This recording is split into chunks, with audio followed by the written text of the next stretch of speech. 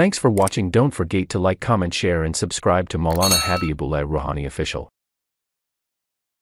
میرے دوستو فرمایا اذا زلزلت الارض زلزالہا واخرجت الارض اثقالہا،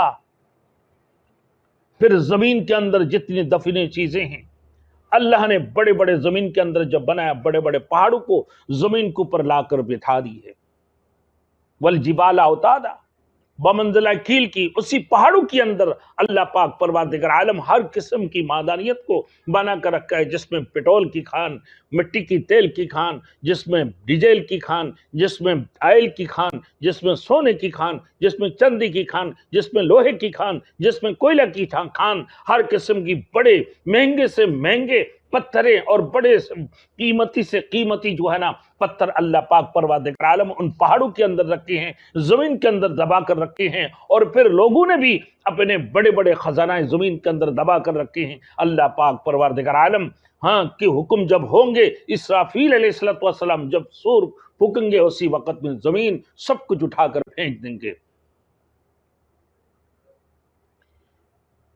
وَأَخْرَجَتِ الْأَرْضُ أَثْقَالَهَا، زمین تمام تر بوجھ اٹھا کر پھینک دیں گے۔ أَخْرَجَتِ الْأَرْضُ أَثْقَالَهَا يَوْمَئِذٍ تُحَدِّثُ أَخْبَارَهَا، اور خود بخود زمین بول پڑیں گے۔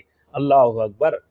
میرے دوستوں، ہمارے ایک بزرگ ہم نے سنا، حضرت اشرف علی تھانوی رحمۃ اللہ علیہ کے خلیفہ تھے، مولانا حبیب اللہ صاحب، اور حضرت مولانا جو ہے نا سید احمد صاحب، کہ جب چلتے تھے اپنے پورے پاؤں زمین کے اوپر نہیں رکھتے تھے، صرف ایک انگوٹھے کے اوپر رکھ کر ٹپک ٹپک کے چلتے تھے کہ ہم زمین کے اوپر جو چل رہے ہیں، کل زمین ہمارے خلاف یہ گواہی پیش کریں گے۔ یومئذ تحدث اخبارہا، زمین سب کچھ بول پڑیں گے اللہ کی سامنے، یا اللہ کی طرف سے حکم ہوگا زمین کو بولنے کا، لو زمین سب کچھ بول دیں گے۔ کون کتنی تیزی سے زمین میں چلتے تھے، کون اپنا گریبان کھول کر چلا کرتے تھے، کون زمین کے اندر کتنی بہادریت اور کتنی تکبریت اور کتنی جو ہے نا غروریت کے ساتھ چلا کرتا تھا، زمین اسی وقت میں سب کچھ اللہ کے سامنے اگل دیں گے، سب کچھ بول پڑیں گے، کوئی بھی چیز خاموش نہیں رہے گا، زمین ان کی سامنے سب کچھ پیش کر دیں گے۔ یومئذ تحدث اخبارا بان ربک اوحی لہا، زمین کے حکم ہوں گے۔ یومئذ یصدر الناس اشتاتا لیروا اعمالهم، وَإِذَا زُلْزِلَتِ الْأَرْضُ زِلْزَالَهَا وَأَخْرَجَتِ الْأَرْضُ أَثْقَالَهَا وَقَالَ الْإِنسَانُ مَا لَهَا، اسی وقت میں انسان کہیں گے اللہ اکبر، کیا ہو گیا اس کو بھائی، کیا ہو گیا اس زمین کو، کیا ہو گیا؟ اللہ اکبر۔ سارے بڑی بڑی عمارتیں توڑ پھوڑ کر اور بڑے بڑے پہاڑیں میرے دوستو سارے کے سارے توڑ پھوڑ کر روئی کی جیسے تودے بن جائیں گے۔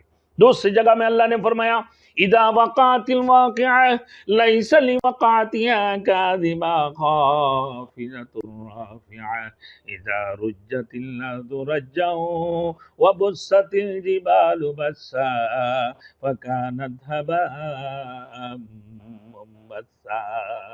اس دن سارے بڑے بڑے عمارتیں اور بڑے بڑے میرے دوستو بڑے بڑی عمارتیں، پہاڑ، سارے کچھ درخت چرن پرن سب توڑ پھوڑ کر روئی کی جیسے تودے بن جائیں گے، کوئی بھی چیز باقی نہیں رہے گا۔ فَكَانَتْ هَبَاءً مُنبَثًّا۔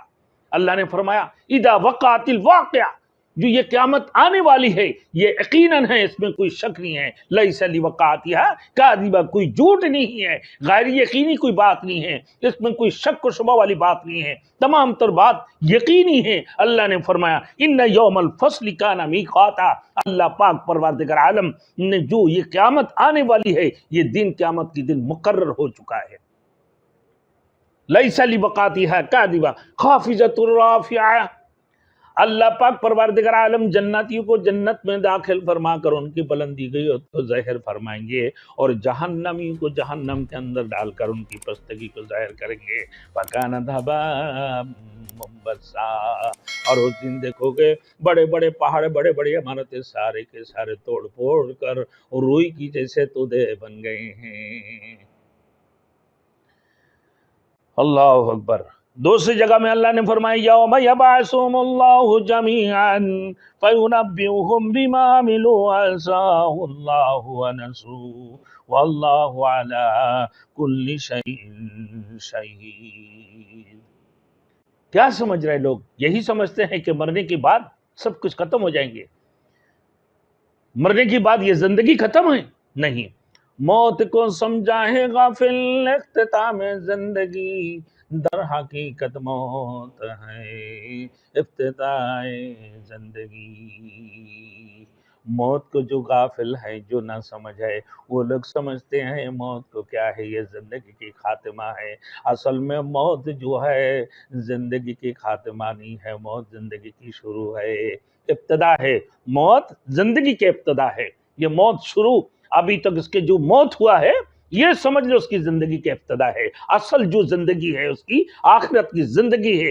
اصل جو زندگی ہے یہ دنیا کی زندگی نہیں ہے، آخرت کی زندگی ہے۔ یہ دنیا کی زندگی چند ہے، یہ چند منٹ کے لیے یہ دنیا کی زندگی ہے، چند سیکنڈ کے لیے یہ دنیا کی زندگی ہے۔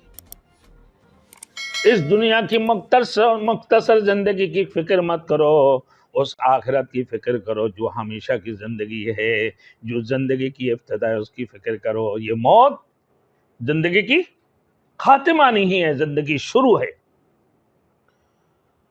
اللہ رب العزت نے فرمایا وہ دن یوم یبعثہم اللہ جمیعا فینبئہم بما عملوا احصاہ اللہ ونسوہ،